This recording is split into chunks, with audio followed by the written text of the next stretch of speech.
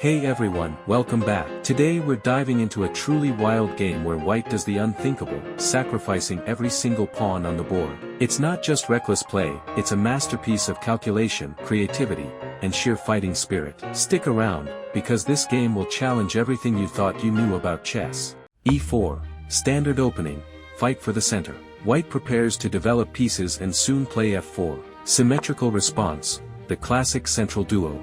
King's Gambit, one of the sharpest opening attempts. White sacrifices a pawn to gain fast development, central control, and a potential kingside attack. Emotional, risky chess. x4, accepting the gambit. Black grabs the pawn. The idea, take the material and try to hold on, while watching out for white's attacking chances. Development while attacking the f4 pawn. White also prepares castling, a principled move. A passive idea, black develops the bishop, but not very actively. More typical is nf6 or g5. Here the bishop is a little awkward, it can check on h4, but it's not ideal. White places the bishop on the dangerous diagonal a2, g8, targeting f7 and preparing pressure on black's king. A check, aiming to annoy and provoke g3, but this can waste time. Premature checks often backfire. White blocks the check and offers another pawn sacrifice, hoping to open lines and lure black's pieces out. Bold and logical. Black grabs again, holding on to material. The g3 pawn is deep in white's camp, but could also become a target. White castles, activating the rook on f1.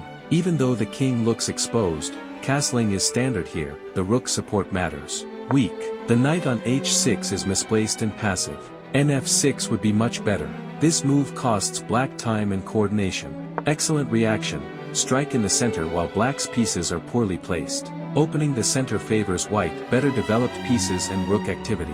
Black castles. Logical, but risky, the center is about to explode. White recaptures on g3. Material balance is restored, and the h-file opens for rook-queen activity. The bishop invades on g3, very active but also a potential target. Black wants to keep pressure on white's king. Strange but clever, the king steps up to attack the bishop on g3. White isn't afraid of moving the king, this also activates the rook on h1. The bishop retreats/centralizes, useful, but slow. White gains another tempo. Powerful rook lift to h1, threatening the knight on h6 and preparing pressure on the open h-file. White is fully mobilizing. The queen centralizes, aiming to defend and pressure. But it comes out early and could be chased. Classic thrust, hits the queen and opens lines. Very energetic and principled. The queen checks to stay active. But this is still awkward, the queen is being chased around. The king retreats, avoiding exchanges. Odd, but practical, keeps both rooks in play on open files. Finally, the knight comes back into play. But the detour to h6 f5 cost too much time. Second rook joins the fight on the g-file. White has full coordination and pressure on the kingside. Knight jumps in with check. A sharp tactical try by black. White calmly steps aside, keeping the attack alive. The king remains surprisingly safe despite wandering. Knight returns to the center with check. Black hopes for simplification. White continues the king walk, but everything is still coordinated. The king is actually safe enough here. Check from the bishop. Black tries to annoy white's king and gain time. Strong. Kicks the bishop and challenges the knight on c3. White strikes back in the center. Knight captures, tactical attempt to win material. White recaptures, keeping a strong center and opening the b-file. Another check.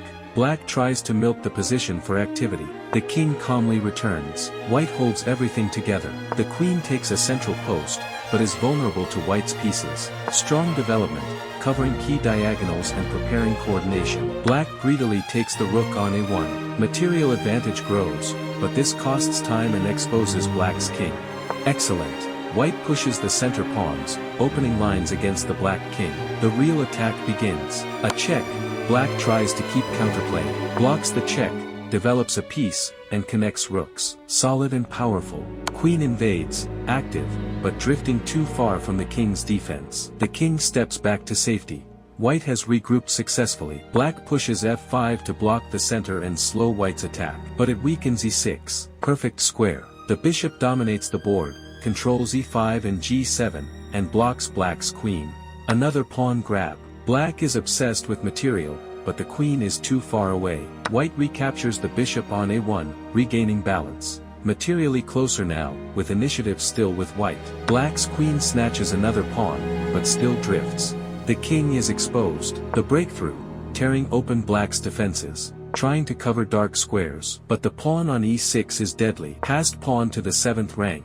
This is decisive. Black must sacrifice. Only move, blockade the pawn. But the rook is overloaded. Queen joins the attack, supporting the e-file pressure. Precise and deadly. Black tries to regroup, but it's too late. Queen swings to b2, eyeing the deadly diagonal a1, h8. Black takes the pawn. Forced, but now the rook is tied down and king exposed. The queen lands with check, the beginning of the final combination. Forced. The king is cornered. Checkmate. The knight delivers the final blow, supported by queen and bishop. A clean, beautiful finish.